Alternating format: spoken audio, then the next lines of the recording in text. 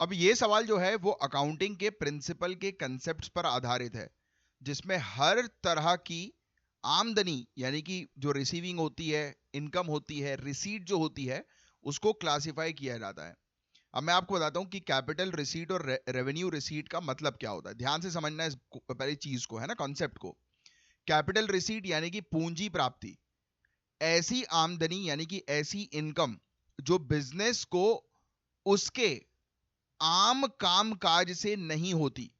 ये अक्सर एक बार होती है और किसी एसेट को बेचने, लोन लेने या किसी बड़े एसेट के नुकसान पर मिलने वाले मुआवजे से जुड़ी होती है। यानी कि ये रोजमर्रा में ट्रेड वाला वो नहीं होता रेवेन्यू, ये पैसे की इनकमिंग ट्रेड वाली नहीं होती। आपने सामान बेच दिया तो एक बार में जो बड़ा पैसा आता है उसको बोलते हैं कैपिटल रिसीट। समझ में आई? दूसरा, रेवेन्यू रिसीट क्या होती है? इसको राजस्व राजस्व प्राप्ति बोलते हैं हिंदी में। ये एक ऐसी आमदनी होती है, ऐसी इनकम होती है जो बिजनेस को उसके रोज के कामकाज से होती है, जैसे माल बेचना या सर्विस देने से होने वाली इनकम। अब बात करते हैं कि इस सवाल में इंश्योरेंस क्लेम एक मशीनरी के पूरी तरह से जल जाने पर मिला है।